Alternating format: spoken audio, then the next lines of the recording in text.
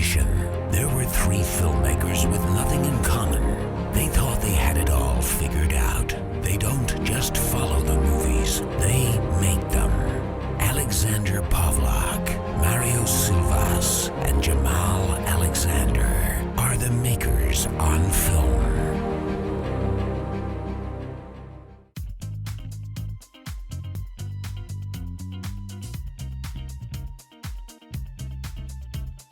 Okay, welcome to Makers on Film. This is your host, Alexander Pavlak. And with me is Mario I. Silvas. That's me. Cinematographer and recording specialist. Just go ahead and scratch the cinematographer out of that one, but yeah. Okay. So how you doing today, Mario? Man, I can't complain. I, did absolutely nothing today. Realized that I have nerve damage in my left leg today. Really? Yeah, I was trying all day from knee down. It's just been on fire. So I went down to the free clinic this morning, and they're like, "Oh yeah, you have nerve damage. See you next time." It's like, fucking cripes. So is that from the fleas? Oddly enough, no. We got rid of those the other day. All of them? You just get like a sheepdog and herd them out? Yeah, we're like, okay, fleas, go into the dog, and then we just pitch the dog out of the window. No, we got it's a soap, or it's a detergent enhancer, I guess is the easiest way of putting it, in borax. Yeah, you're saying that. Yeah. So we just sprinkled that out. I bought a new vacuum, and we just cleaned the shit out of the house the past week or so. So we're 99% flea free. We're waiting for the eggs to hatch before we clean the house again. How long does that take? Honestly, it takes about a month. Oh, okay. Yeah. But no, so this morning I woke up, my left leg was on fire all day. It's just been in pain. I've had to wear, I put on my brace so my foot doesn't bend. You've had problems with this before? Yeah, when I was younger, I fell out of a tree and I bashed the hell out of my left side, essentially. Mm-hmm. And so every once in a while, my leg would tweak or my arm would freak out on me. I just feel this really strong twinge. And then I guess me getting up in my old age, I'm 26, and the rain happened today as well where I live. So I think that was just a bad. My knee can predict the future. I can predict the future weather. You are getting old. And so I just woke up this morning and my leg was just killing me. Yeah. So I have another question for you, Mario. Do you suppose Jamal's getting upset because we haven't introduced him yet to the show? Who? Exactly. Nobody. Remember, honestly, I was reading the comments earlier, and apparently people aren't a big fan of Jamal. I personally love Jamal. I think he's a great guy. Very intuitive, very smart for what it is. And I'm just, some people aren't a fan of him. I don't know why. Yeah. Jamal, you there? Hi, I'm Jamal. My leg's fine. I love how Mario referred to Jamal as it. Thanks. My leg's fine, and apparently I'm hosting the show with a bunch of old people because apparently when it rains, their hips and their legs act up. That's Mario. I sleep through the night. I don't have to get up and pee, and I don't need prune juice to poop, so I'm doing pretty good. Hey, being regular is an amazing thing. You are anything but regular. Oh my god. You're a fucking prick. All right, so anyway. Hi, I'm Mario. I can walk in circles and I don't see colors well. That was a good one. That was a good one. Go eat a hamburger, fatty. So I probably weigh less than you do right now. I'm at 180. Are you? Yeah. Okay, then I'm less round than you. Because I'm taller. He's more cigar shaped. Kind of shut you up on that one there, didn't I, buddy? Sure, let's go with that. No, I've been doing my diet. I've been working out the past month and a half. Have you been doing your Pilates? Yoga, actually, for my back. Oh my No, god! seriously. What are you falling apart over there? What the hell is going on? No, Got nerve because damage. Go ahead. because I lug around anywhere from 20 to 50 pounds of equipment every whenever I do, for 12 to 16 hours a day.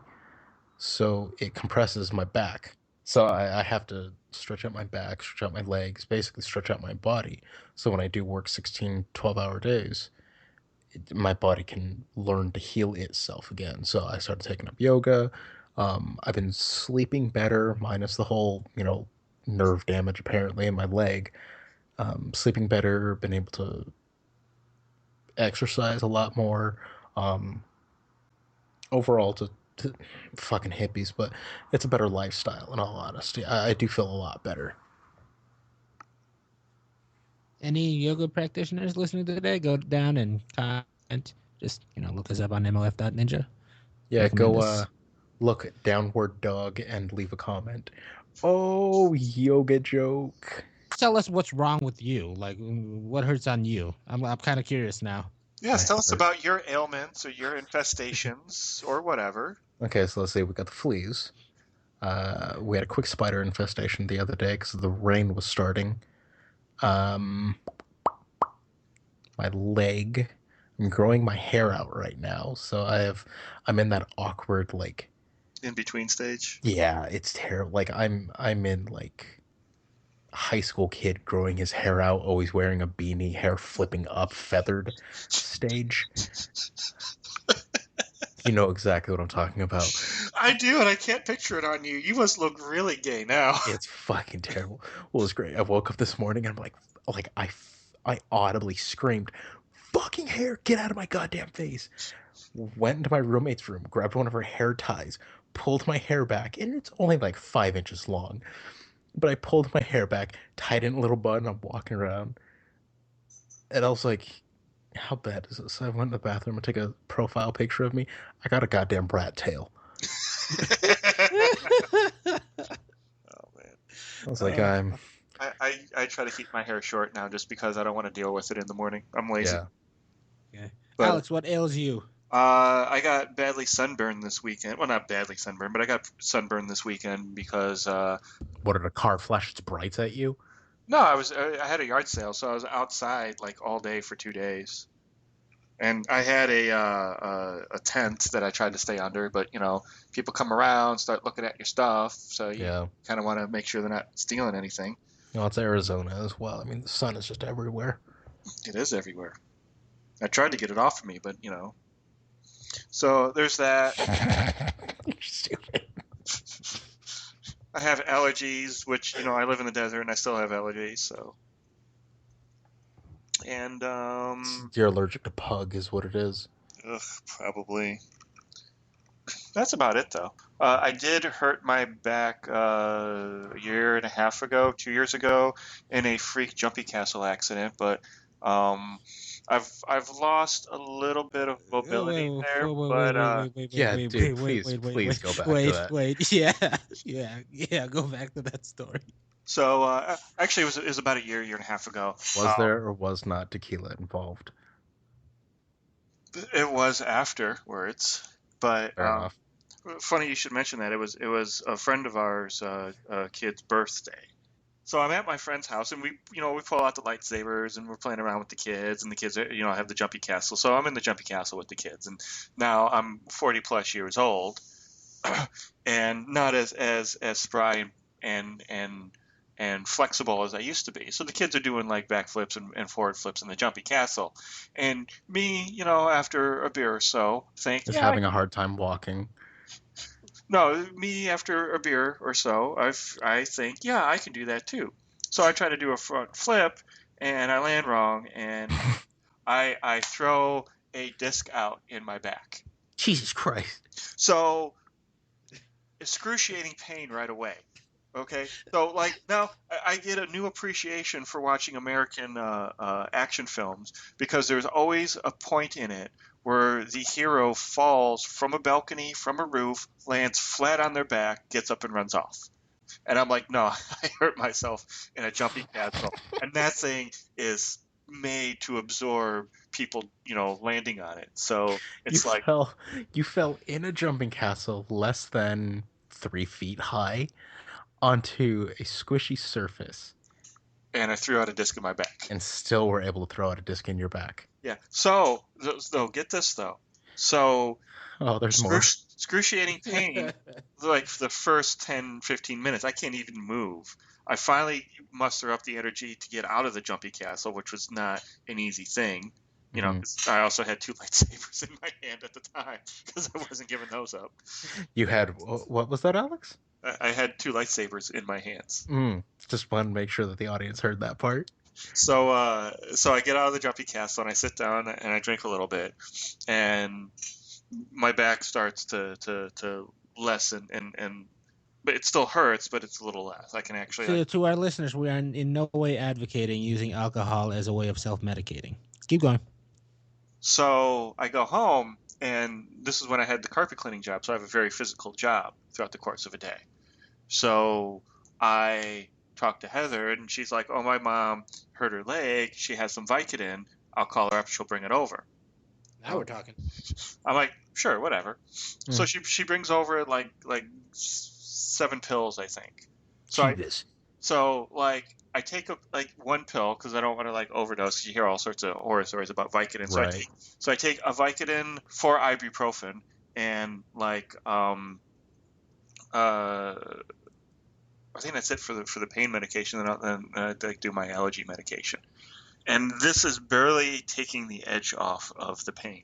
No, the next day I take 2 Vicodin and then 2 ibuprofen, and do my day, and still it's barely taking the edge off of it. So I do this for about a month, and slowly the pain starts to go away, but there's still some pain. It goes from like a 10 out of 10 to about a 6 out of 10. So I'm having difficulty actually getting up from a laying down position. I have a nice soft bed, and I have difficulty getting out of it. I kind of have to work up to sitting up, kind of like rolling back and forth to sit up. So finally, I concede and I go to the chiropractor. And the first thing the chiropractor does is he takes a tuning fork, and he takes a tuning fork and then explains to me what a tuning fork is. And I just looked at him blankly, and I'm like, I used to be a musician. I know what a tuning fork is. Oh, okay. So he smacks the tuning fork and then runs it up and down my back. And he's like, the good news is your back's not broken. And I'm like, Jesus. I'm like, thanks, doc. I hurt myself a month ago. I think if my back were broken, I'd be in a lot more pain than I am. Either that, or I'm a tougher son of a bitch than I thought. And I know that's not the case. Even though I'm working a month with a dislocated disc and not knowing it. So he feels around my back a little bit, and he's like, your disc was dislocated. He's like, I'll tell you what, we'll sell you a package, 8 sessions, I think it is. Or it's 8 weeks or something like that. I think it's 8 weeks. He's like, 8 weeks, 2 sessions a week. We have a package. If you're a student, you get it for is less than $100. Really, really great chiropractor. And he's one guy, and he rifles through like 6, 7 people in an hour. He's like really good at what he does. Jeebus. And so I go there. He puts the disc back in, and oh my God, that hurt almost as much as it slipping out. And so I go to him about 5 or 6 times, and my back's fine now for the most part. I didn't go the whole 8 weeks, even though I paid for them. I just screw it. But so there's a little bit. I feel my age more so now than I did before, but yeah, it was a little embarrassing, to say the least. Because you have to explain to everybody along the way, yeah, my back hurts. Really, what happened? Jumpy castle accident. With lightsabers. With lightsabers. See, all you have to tell them is that you landed wrong doing an incredible stunt. Yeah, I mean, Jamal tries to do that, and we don't let that slide. God, I hope people are still listening. Because Jamal bruised his rib and won't stop complaining about it. This is the first time you heard about me dislocating a disc. And you know what I did? Half of that is you just embarrassed to tell that story, because who would you tell that story to? But you know what? I went to work at my physical job and did it with little complaints and I never missed a day of work. I kept going to work with a bruised rib, lifting heavy stuff at work all day. Yeah, but I'm sure everybody heard about it. No, actually, they gave me Vicodin. I was happy. Yeah, see, I didn't go to the doctor. I didn't get, prescribed Vicodin. No, you went to some hippie who used a musical instrument to molest your back or something. No, the hippie is Heather's mom. The chiropractor is an actual doctor. He's really good. Just because he wears sandals to work is nothing. He's, Jesus Christ. Does he have a ponytail? He has a ponytail. He has a ponytail, doesn't he? No, he doesn't have a ponytail. He doesn't wear sandals to work either. That was a joke. Okay. All right. Well, moving on. So what ails you besides your weight there, Jamal? I'm fat. Thought you were going to sing that Weird Al Yankovic song there for a second. Any other things you want me to say over so you can use that and use the bleep out words we don't want? Say nuclear vessels. Nuclear vessels. God, I can't get the accent right. What the hell was wrong with Chekhov? Nuclear vessels. Because it becomes Wessel. V becomes a W. Yeah. Nuclear vessels. Which is actually the opposite in Polish. The W's are pronounced like V's, which is why my last name, which is spelled with the W, is pronounced Pavlak. I've been calling you Pavlak this whole time. Yeah, white people can't really figure out how to say my name, so I don't even. Nobody can figure out how to say your name. I'm over it. Why can't we just go back to calling you Cats? Cats was Yeah, cool. I was like, for the longest time, I thought your last name was Katz. That's because that's what my email was, because someday I will do the TV show that character is in. So, podcast over? Good job, guys. Awesome. Great Woo. great podcast, guys. Oh, See you yeah. next week. Yep. Yeah, I think we should just do like a 4-minute podcast from now on. So Yeah. Yeah, okay. So good night, everybody. Good night. Oh, for our anniversary, like 10th one, we do like Alien and Outland. Screw that. Let's do a marathon or something, like an actual franchise. See, that's not a bad idea. Yeah, actually. Or like pick like your favorite movie from a franchise. Yeah. Marathon. Starship Troopers 2. No, I was gonna say we pick a franchise and then we pick our favorite movie from it. So like we do like the James Bond franchise and everybody picks their favorite James Bond movie. Oh, I see. Or I got you. Godzilla or Alien. Ooh, Godzilla sounds nice. I would include Aliens and Predator in like an Aliens and or Predator franchise. And if you're gonna do Godzilla, are we gonna do the 2 American ones? Because I don't think anybody is going to say that either one of those was a good movie. Honestly, I think we're gonna have, if we do a Godzilla, we're gonna have to incorporate Godzillas in general, because they do have the nomenclature. How about you pick one actual Japanese one and then pick one of the 2 American ones, and then we'll compare and contrast. That could work. That's actually not a bad idea. I was gonna say we could do the both Godzilla Mothra ones, the American version and the Japanese version. There's a Mothra version out there? Yeah, technically it's not Mothra, but it's it's not Mothra, because the sequel that's coming out is Mothra, Ghidorah, and Rodan versus Godzilla. American? Yep. Yeah. They're doing a sequel to that? It's not a sequel, but it's essentially how they've been doing the Godzillas, like back in Japanese and everything. So it's like the first Godzilla, and it's a new monster, but they're just rehashing the original monsters in the next Godzilla. Okay.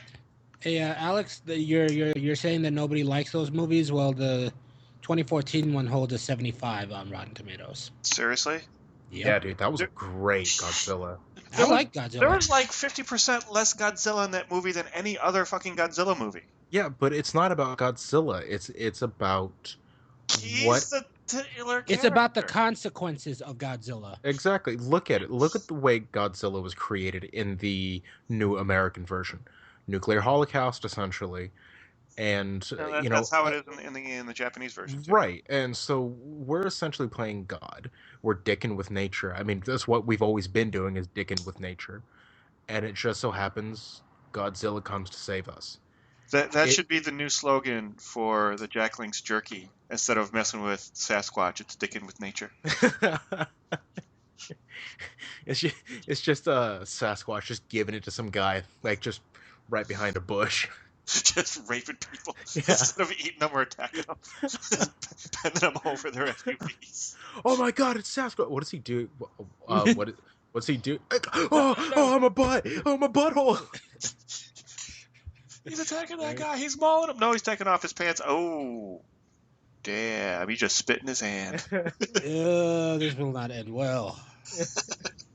Maybe it's because I was a kid, but I did enjoy the original American Godzilla. Not so much for the movie itself, but for the experience, because they knew how to do it back then. The theaters. What, the one with Broderick? Yeah, dude, that not got the under movie- more not balls the- than a midget hooker. Not the movie in itself, but just the experience of it, because I was a kid back then.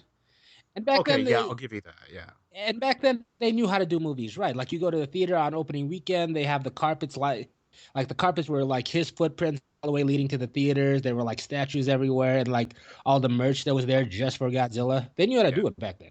Oh no, and it was fantastic too. Yep. Okay, what year was that one? 98. Something Was it 98, 98? It was shortly after one of the Jurassic Parks came out, and it was basically a Jurassic Park ripoff.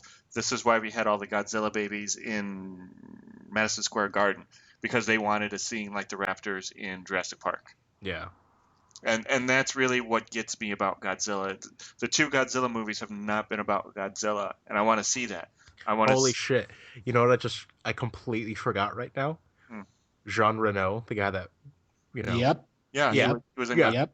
I completely forgot because I checked it up right now. I was like, Jean Reno, why does that look? Holy shit, he fell far in 1998. But he was riding high on that Mission Impossible thing. Yeah, he do was. no wrong. Now there's a guy who does any role. I mean, or can do any role. How do you go from the Professional to Godzilla to what was that movie that just came out with Vince Vaughn where he's on vacation with Kristen Stewart or Kristen Bell? Couples Vacation or something like that? Oh, that one? That was a while ago, wasn't it? Yeah, that was like 3 years ago, wasn't it? Yeah, and Jean Reno's in there too. Is he really? Yeah. Son of a bitch, I didn't know that. Yeah, no, Jean Reno is taking like any role that comes his way and knows how to play it. Well, I mean, all right, so I'm looking at his IMDb page. He's essentially worked from like steadily every year. He's done, don't get me wrong, a lot of foreign films. Up until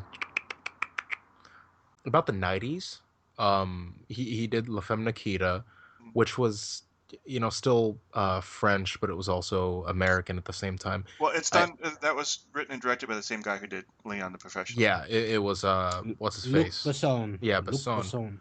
Honestly, it looks like fucking Leon was his first breakout in, like, his first cult breakout in America. Look, he was in Ronin? Yeah. Damn. He really is in everything. He's the go-to French guy.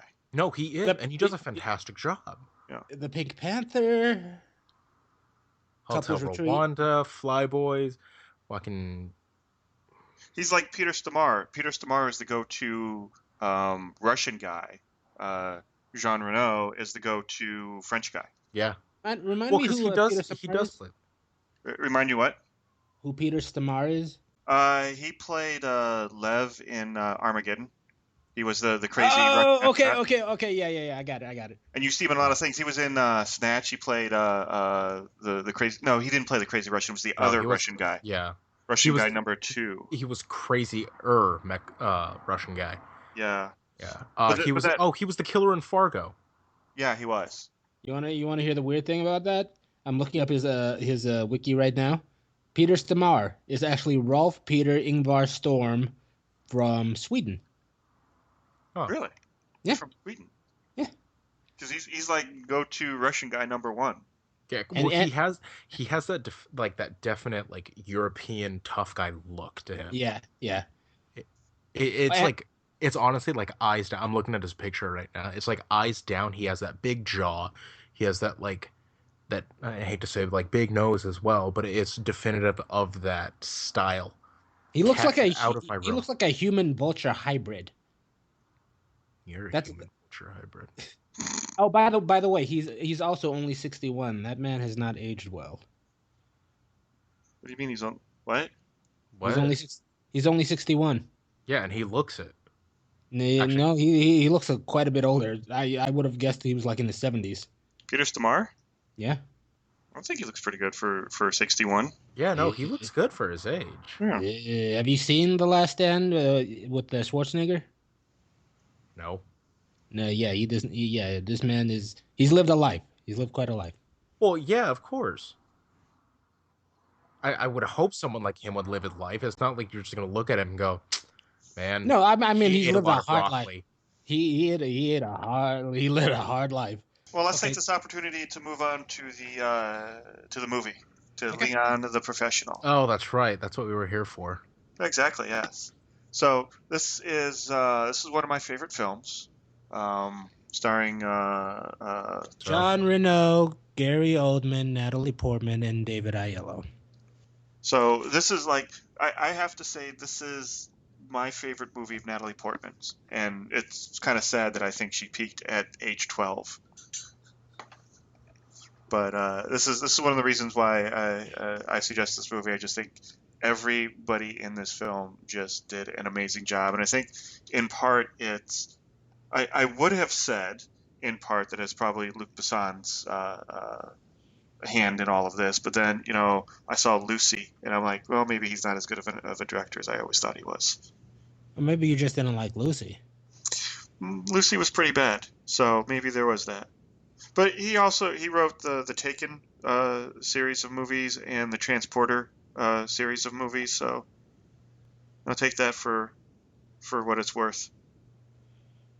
They're not terrible. Yeah, they're enjoyable. He wrote and directed The Fifth Element, so take that for what it is. Which again, I think is a great movie. Jamal, do you want to go ahead and start, since I think this is the first time you've seen this movie, right? No, I've seen this movie more than once. Oh, have you? Yeah, like I didn't have to do homework for this week. I've seen this movie before a couple Okay. times. All right, well, why don't you go ahead and start with your impressions of the whole thing? This movie reinforces just how much American cinema has influenced the rest of the world. It is a movie starring a Frenchman, directed by a Frenchman, written by a Frenchman, set in New York City, done in the stylings of early Tarantino. Like that opening sequence where he goes to deliver the message to the drug boss. Yeah. The dialogue there really kind of just straight up in the way that Tarantino likes to take the one-liners from like 80s action movies and 70s action movies, string them together into dialogue. That for an entire movie, that's how I felt.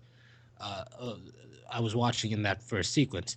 I mean, there's still very much a flair that's all Luc Besson. I think the scene where he actually comes out from behind, like where he slowly reaches out with the knife and sticks it to the places it against the boss's neck. I thought that was just an incredible artistic choice. Mm-hmm. Like it's complete pitch darkness back there, and you just see a hand with a knife kind of come out. It's very like it's like a still life portrait or photo, like very artsy there, and I really appreciated that. But the entire movie in itself just it's what foreign people or foreign filmmakers would do with 80s action, American action in the 80s, and I really liked it, and where it differentiates itself for me was the little touches that he gave, like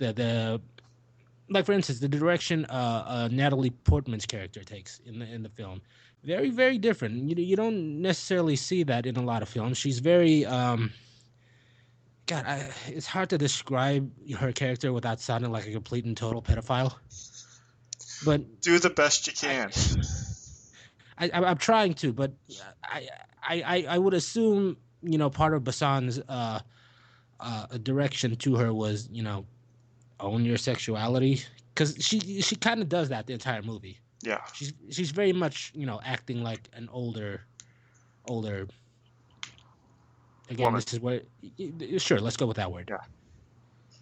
um, and the musical theme to Gary Oldman's character, and just before I go any further, I want to make it a point that I miss these kinds of movies. Another movie this reminds me of so much is another Tarantino film was starring Gary Oldman, True Romance. Like, I get that vibe from this movie. Yeah. It's very much Definitely. stylized action. God, in between those stylized action scenes is fairly decent. Character study. So much I could say about this movie, but just it's hard to not. It's not bottlenecking right now. It's not making it out of me right now. But overall, I think it's what action should be when it's done right. Oh, I think you hit on a lot of things there that are true about this movie. He did a wonderful job mixing action with a lot of subtext and a lot of character development. He did in this kind of what the Wachowski brothers did in the first Matrix movie. He melded a lot of different things together, and they all worked. It's things that you wouldn't normally put together in an action film, but it all worked. And maybe it was by accident, maybe it was by design, maybe it was just by pure talent, But he was able to force all these things together, like Well, Portman's sexuality and the very bloody action sequences, and kind of almost the anticlimactical ending. Well, if that role that Portman was playing, if an 18-year-old or a 21-year-old was doing all the things that she was doing in that movie, would you not automatically say that that's the love interest of the movie? Very much so, and I would hope that even if it were an older actress playing the role, that they still would have put a big age gap there, and he still would have acted the way he was, because I think they did that very specifically, and I'll get to that in a little bit. But it's yeah, she was, for lack of a better word, the love interest, and she even states that she is in love with him, and it's mostly because he rescues her. But yeah.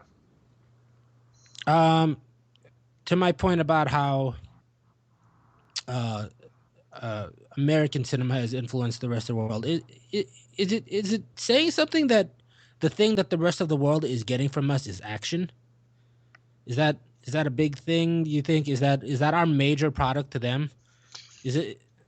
A Frenchman once said that the only two things America ever gave the world was rock and roll music and Harley Davidsons. So probably yes. You guys as filmmakers, you're okay that that the rest of the world sees American films as a series of explosions and I mean, I'm not dissing action movies. I absolutely love them, but that this is our calling card, our chief. When they picture an American film, they picture Stallone in shirtless and shooting off machine guns. Every single type of film and where it comes from has a genre. America happens to be the explosions, and not just the explosions, but we're more action based. Yeah. Could something like Japan pull off something like an American movie? Maybe, but it'll definitely have that Japanese influence to it. So you'll tell it's a Japanese director, a Japanese writer, and it still has these nuances to it. You see an American film, you say, this is an American film. There's no ifs, ands, or buts about it. Right. So, but why John Rambo and not Forrest Gump, though? Well, I mean, look at what America really flocks to. I mean, yeah, we like, Forrest Gump. We like Saving Private Ryan. We like, movies like that. And to top off the Tom Hanks trifecta, we can go with Philadelphia. Yeah. Or we can go with my personal Tom Hanks favorite, Road to Perdition. These movies. I was going to say Turner and Hooch, but go ahead. Turner and Hooch is also pretty good. That has a lot of subtext to it, and a lot of heart to it. But that's more the comedy thing, and I think comedy may be the other really big thing that we give the world, a kind of mindless comedy. But it's like, look at modern day action movies. Look at the Transformer series. Look at Avengers and the Avenger movies. Those are a lot of explosions that go on in there, and a lot of action sequences, and very little blood too. We don't do it ultra realistic. We do a a cartoonish version of violence that kind of makes it sugar coated and kind of makes it a little better.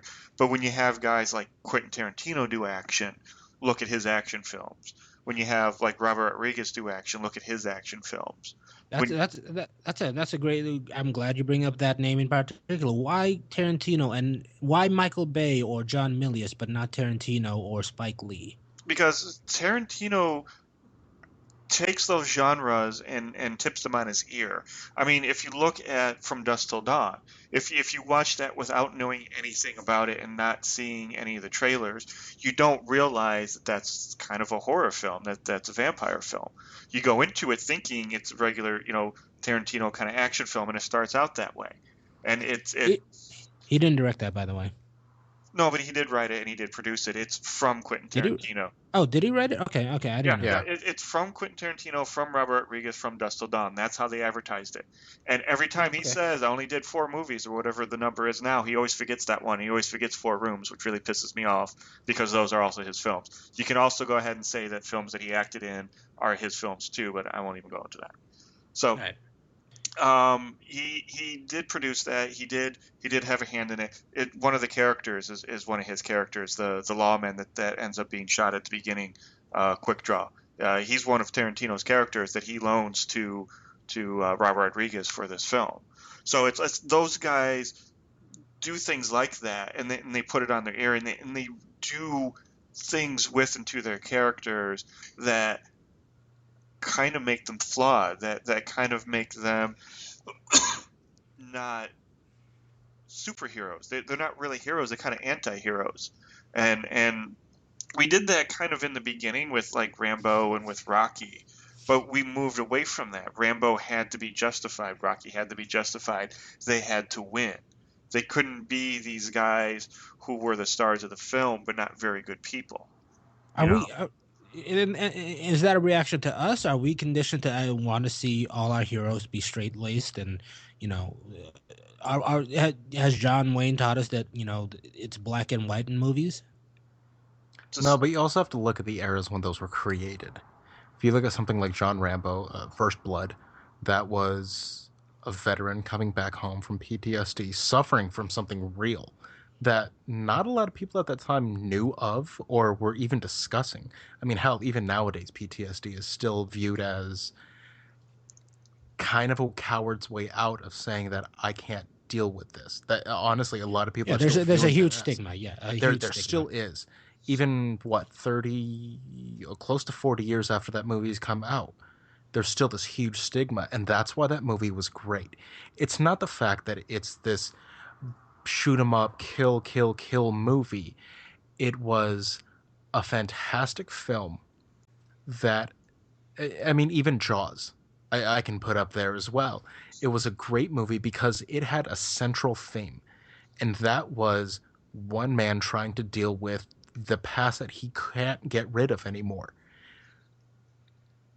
Fucking Jaws is another example. Jaws came out. It was a movie. It's about a giant shark. That's all everybody remembers. Go over to Japan, China, fucking Russia. They all know that as that movie. But let me ask you guys one thing. What was Jaws really about?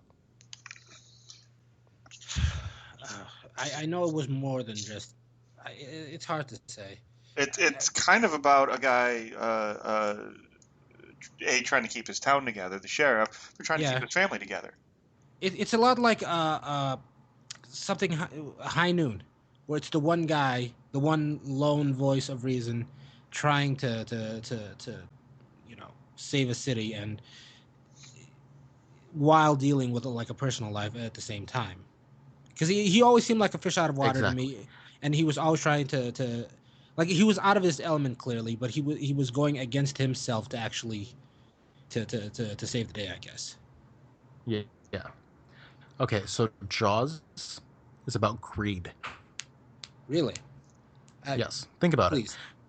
Everything that happens in that movie is because the mayor kept telling the scientists, we are not closing down the beach because this is the biggest revenue day for our town.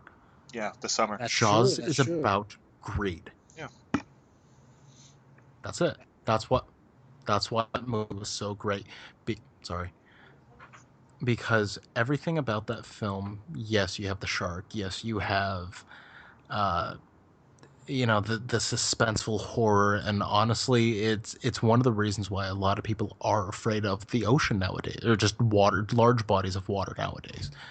But that movie was about one concept, one person's greed. That's it. And how everything unfolds in that film because of one person's greed. I would like to take it a step further. I'd like to think that that movie is more political because it's not one person's greed. I think that is there's a story to be told there about the mayor. Like you could tell this story from the mayor's perspective. He's a guy running a small town, doing his best to keep it open, doing his best to make sure that people are there happy. There is a point of time coming where he knows where he can get these people the kind of money they need to live off for a year, and he's doing everything in his power to actually to make sure that that still comes to pass. But at the same time, look at that film and see how popular that town was. That town was thriving. For that season. Like I'm saying, like you could there's write a reason why that town was so popular. It's because of the beach. Beach towns never get unpopular. That was one man attempting to get more money. But all throughout the film, they're advertising it as this is the season, or was it spring break or something where they were all heading out there? It was summer. It was summer, and they're East Coast, so there's a lot of like downtime because of the winter and stuff. They're like like Maine or something. Well, yeah. This is sort of my pitch for the story of the mayor in Jaws, or basically the conflict of the movie is him trying to make sure that the economy for this town and the welfare of that people still happens while there's a known threat out there. So I think there's a deeper, larger story to be told on that side too. But as I think about it, there are a lot of stories to be deeper meanings in that movie. I think that's why it's so good. Okay, like so let me give this to you then. That mayor had a cost to every single person's life then. Exactly. Right. So, what do you think are the themes then in The Professional?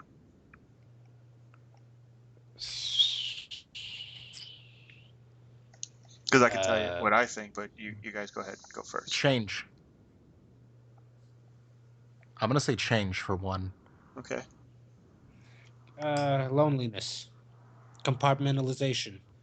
I think for me, when I watch this, I see a guy who has tremendous intimacy issues, and this guy is somebody who is fearless. He's a cold-blooded killer. He has no problems with that. But here's a woman, albeit she's 12, but if you eliminate that from the equation, here's this woman who shows him affection, and every time she does, he looks scared to death. And it's not that, oh, you're 12 years old, I can go to jail for this. He looks like somebody's going to try to murder him or something. And I think that's what kind of the theme of this movie is, or one of the themes of this movie is that this character, can literally penetrate and shoot his wad everywhere else in the city, but this one person, just completely. It's actually even said when Tony was talking to him, he's like, you're here because of a girl. Yeah. And both, the reason why he came to America, and he there is a girl in his life that he wants to leave his money to if something happens. Yeah. So that's the way I see this movie, and there by the way, some of the things. By the way, some of the things that I love about this movie, one of the things I just thought of, the little quirks that his character has. Like 2 cartons of milk every day. 2 cartons of milk every day. His little plant, his only friend, and he goes to see old Gene Kelly movies. Oh yeah. I like those. See, those are nice little flourishes. And that's what makes a good character great. It's because you right there, as an audience member, saw something about his character without anybody saying anything, without being deliberate, saying, "Oh, Ooh, look, he enjoys old school movies. Well, nowadays old school movies. He enjoys his little plant, and he enjoys his one of his pleasures in life is to drink milk. On top of his other businesses or his other daily duties of cleaning his weapons as well as working out, so he has the ability to do his job. But those are his little character nuances, whereas Natalie, they're the human parts of him. exactly, and It, and that's the part that Alex was getting at, is that you see this cold-blooded dyed-wool killer who he has these abilities not everybody does, or these inabilities, and someone like a little 12-year-old girl is able to break down these emotional walls for him that he ran away from. And that's why, it's one reason why that movie is such a cult following. Honestly, I don't think you could do something like that in America. No, you couldn't. At all. No. And that's the thing, that if you watch a lot of Michael Bay movies, you'll start to notice that he does a lot of like statutory rape humor that's not really kind of funny, and the most obvious is in the last Transformer movie, where they do like a 2 or 3 minute exchange between Marky Mark and the guy who can't keep an Irish accent to save his life. They talk about how the daughter's underage, but he's like, oh wait, there's the Romeo and Juliet law, and he carries that little card in his wallet, and that whole exchange seems creepy and unnecessary. Yeah, I never saw that Transformers. I don't remember. I've seen that. I remember that scene. I don't remember a whole lot of that in other Michael Bay movies, but it's just that one is so obvious and so blatant, and it's like he they could have made the daughter 18 and still have Marky Mark be a pissed off father about the whole thing. But see, that's the difference between American films and foreign films, let's just say, is that whenever you come down to a foreign film like that, like Leon the Professional, you didn't see Natalie Portman's character, Matilda, as a 12-year-old girl. You saw her as a young woman who was emotionally and physically damaged. And this adult figure who was still childlike as well had these properties that she had never seen before, never had before. So she wasn't, for all intents and purposes, a 12-year-old girl. She just happened to be in a 12-year-old's body, learning these things about herself. And they were both learning things about each other. And she taught him things, and he taught her things as well. So you don't see, how Besson wrote her character, from what I can tell, is that she was an of-age woman, let's say, who happened to be in a 12-year-old girl's body. Whereas something like Michael Bay, it's a 12-year-old girl being talked about like she's a 12-year-old girl. And that's the fine line that I don't think America has been able to, some, but not all, let me just put it that way, have been able to get across yet. Back to my point about the quirks. They do a very specific thing in this movie for me. They separate him from what he does. So often when we see action heroes, they're exactly just what you see on screen. They're the guns, they're the martial arts, they're the one-liners. In this one movie, I'd say you learn more about the main hero than you did in four Rambos. What do you know about Rambo's personal life, really? I know nothing about John Rambo. I know absolutely nothing about it. I do not know what he does in his time. I do not know what his hopes, his dreams are. I know that Leon has, for the most part, decided that his lot in life is to stay here, to stay alone, and do this. Like, but he that's has the a personal difference life. between He has the two friends. movies. First Blood isn't about you trying to figure out what Rambo is trying to do in his life. No. All it's about is a soldier who's trying to live his day-to-day life with all these nightmares and these daymares and these PTSD, while people give him shit because it was about the Vietnam War. People don't recognize Vietnam War vets as true veterans. They don't. My dad was never recognized as a true veteran. No, they're so all people who veterans. come over, no, they are, but Yeah, no, they are still are. not recognized. A lot of Vietnam veterans are looked down upon. A lot of them were spit on it when they came home. Exactly. So, yeah, people like that Oliver perfect Stone timing, that perfect timing for Rambo First Blood to come out in that time, in that era, it had nothing to do with the character at all. It had everything to do with the way that the American government and the American people were treating our veterans, people who sacrificed, people who died, so that you and I could have a conversation. That's all that movie was. Not all that movie was, but that was something but something like Leon the Professional was not. It had nothing to do with that. It was more of a character-driven storyline. You have this one character who's a killer. He is. He's a killer. He has every ability to kill everybody and everything that he wanted to. I mean, he fucking took out a police force essentially by himself.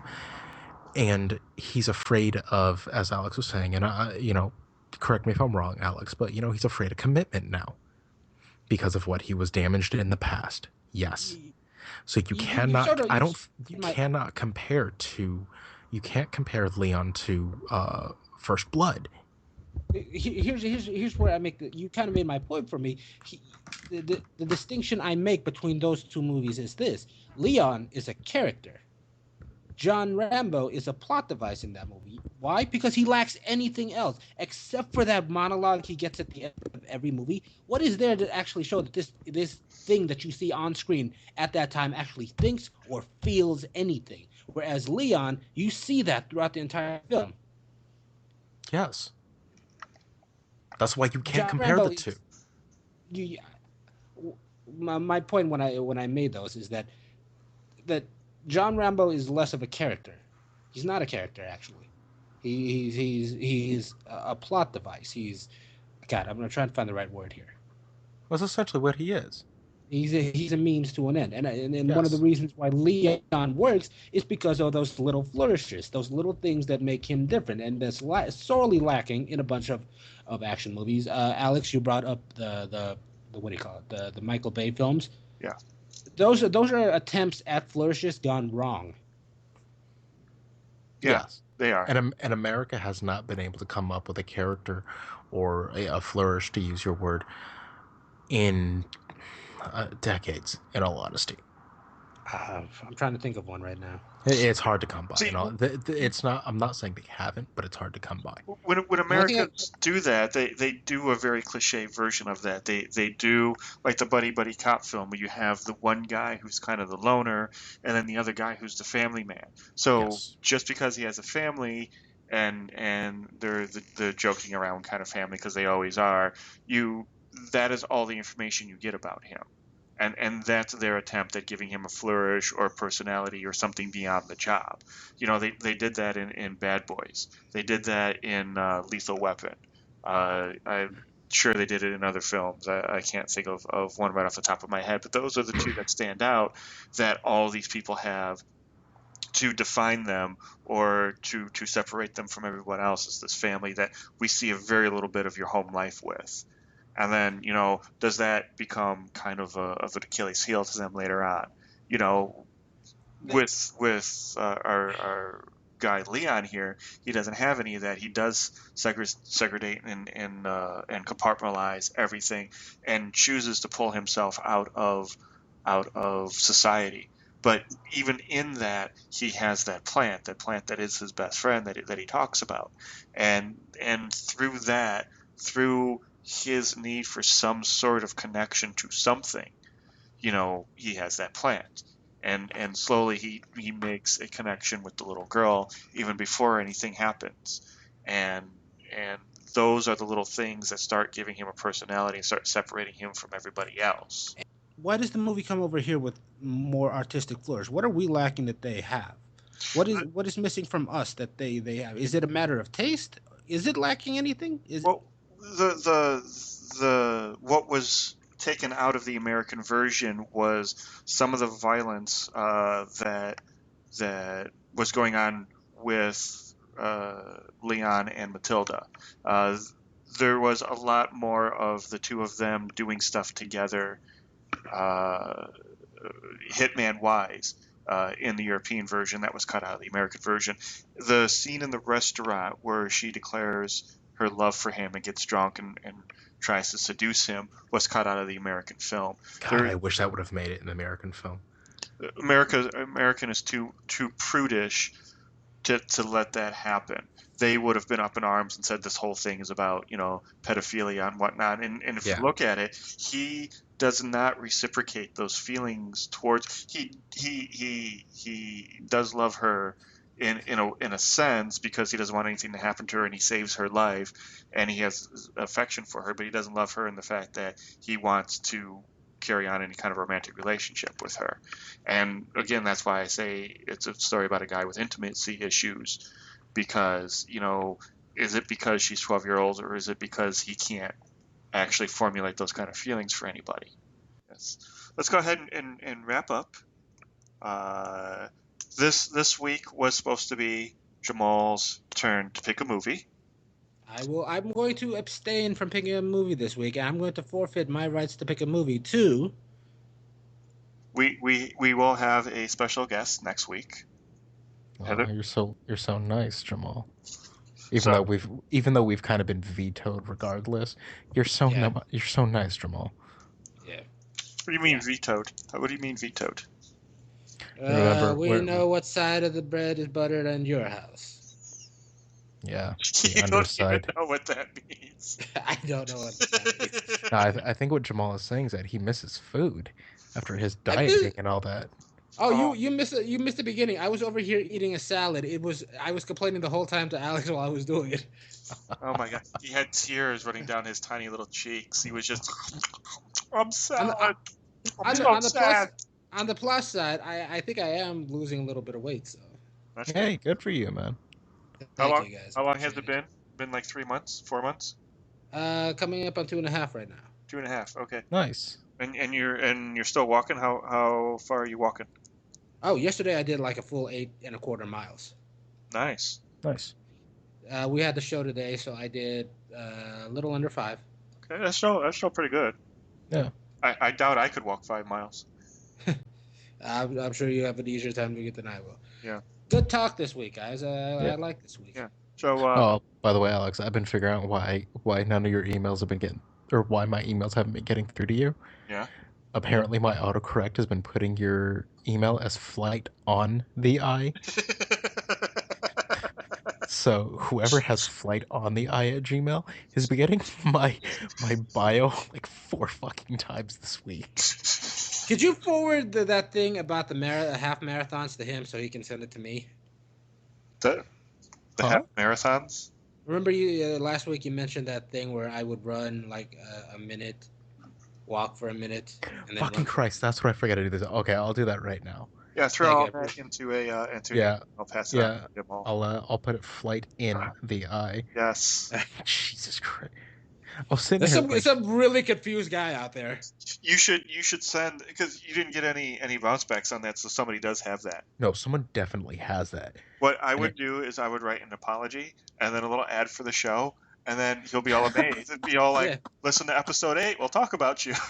Leave a comment, please. Leave a comment. Yeah, I was like, why the fuck? I was like, this fucking prick. I've been sending it to him. Why hasn't he gotten it? So I'm looking through. My fault. That is not to me. I was like, my bad. I was like, oops. How dare you not get my mail? Yeah, like it threw me off guard. I'm like, this fucking dickhole. I don't know why he's not getting any of my shit. And I'm looking at him like, maybe I'm putting it like, because every once in a while I'll type in .com, but I'll forget the M, and I'll just hit enter right away. Mm-hmm. So I was like, oh, maybe that's what I did. I was like, flight on the I. Flight on the. You're a fucking moron, Mario. That's actually Folks, that's actually Flight in the Eye Productions. If you Google it, you can actually find the Facebook page for it, where you will find a link to this website, mof.ninja, where you can listen to our show and leave a comment. Or you can just go to flightintheeye.com, and there will be a link there to our show as well. Or you could just go to mof.ninja, MOF as in Makers on Film.ninja. Say what? Girl, you crazy. I I'm know, there right? now. Are you there? Yes. And are you And a girl? I have a giant Bill Duke looking at me sultry in the eyes. There you go. He does kind of flirt with you through the computer, doesn't he? Butch. Butch. Who says Butch better, folks? Leave a comment. Oh, by the way, Alex, did you tell Jamal about the guy that guessed your age? You mean Wait, my what? brother? Oh, was that who it was? That's my brother. And if you notice, and I will say this flat out, he didn't guess my age. He guessed what age I will be. So technically, that doesn't count. That's true. That is So very wait, he true. doesn't get. So Mario doesn't have to send him $1? I think there's other reasons why he might have to send my brother $1, but guessing my age is not it. Okay. Because he did not guess my current age. He guessed what age I will be on my birthday. When your birthday is, I won't say it over here, but can I say it over the air? Yeah, I mean, I guess. November 13th, folks. Wish him a happy birthday that day. We'll still be here. We'll still be recording. And you'll still be commenting. I've already said that I had the same birth date as Whoopi Goldberg, so anybody who really wanted to do like a small iota worth of research could have figured out when my birth date was. But just ask one of us as well. There's that, or you could just leave a comment on mof.ninja, and I'm sure somebody will get around to being all like, yeah, his birthday is blah, like Jamal just did. So okay, so your brother is the one that put on the was it when we did, oh shit, what is it, quick change, is that your brother commenting? I believe it is. Serious Deluge? Yeah. I have no idea what that means. That is a shout out to our most loyal listener. Yeah, I will give you that. One of them. He has listened to all the podcasts thus far, so yeah, props to. Okay, and this goes out to Serious Deluge. The microphone that I'm using now is actually a stage microphone that is meant for it. It takes out a lot of the bass within itself, but because I am so close to my microphone, the proximity effect is lowering my voice anyway. So that my voice isn't really too high pitched anyway. So give me a week or so. I'll see if I can put my mic through my mixer and bump up the treble just a bit more. Weren't you using the snowball on this issue? Or on this? Yes. Last week I used the snowball. That was for Bill Duke, but didn't you do it for Quick Change too? I don't remember. Yeah, no, I use it for both. You're right. Yeah, and the snowball, since it's omnidirectional, there's a lot of treble it kind of screws with how it sounds. This microphone that you're using now actually sounds a lot better because you don't have as much of your surroundings leaking into it. Yeah. Well, I also closed off my window and everything like that this week too. Yeah. I'm thinking about getting some some foam padding and just laying it up in my room. There you go. Yeah. So you see, folks, if you actually comment on mof.ninja, we will actually personally discuss your comments on the show, like we have for Serious Deluge, who has incredible taste in comedy because he thinks the Black Adder is awesome. However, to be completely honest, I only ever look at mof.ninja when we're doing a show. So yes and no. So if you go to mof.ninja and go to the show notes for Quick Change, you will see that the last thing my brother said was, quote, "You don't like Jamal either," end quotes, ... That's another $1 for me, sir. So that's a vote for him saying that he doesn't like Jamal, so you have to send him $1 for that. That's true. Gee. All right. So we'll have to, I'll give you send Jeff. I'll give you my mom's address, and you can just send the $1 to her. Yeah, I got your mom's address. No, good. So this is also the last week that Jamal is a host. So if you'd like to say thank you for him. We will have a little retrospect next month or next week for Jamal. It'll sound like a eulogy, but I'm sure he'll still be alive somewhere. Oh, you'd lose a valuable perspective here. Who's going to tell you what it feels like to be fat in America? Me. We're in America. We can find another fat guy to replace you. Yeah, we can go to or we can go to in front of a Home Depot and get one of those guys. Yeah, and I'm sure one of them probably made a movie in Mexico. Yeah, exactly. None of them was a rib doing it. I did. See, I offer something different. Oh, Alex, you know how it got really quiet right there, and then he said something? You can cut that out, right? Yeah, totally. Yeah, okay, we're good. Nobody cares what he says anymore. Okay. All right, ladies and gentlemen. Serious Deluge. No, in Serious Deluge, that's good. We still haven't picked the movie for next week. I thought, what's this? He's forfeiting his turn, or his go. We'll give him a turn next week. But that's right. Hosts already know what the movie is, but the audience doesn't. We're having a special guest next week, and we're letting her pick the movie. Yes. Yeah, we're gonna have our friend Heather Woodward come on. See, we know girls. Fucking kill yourself.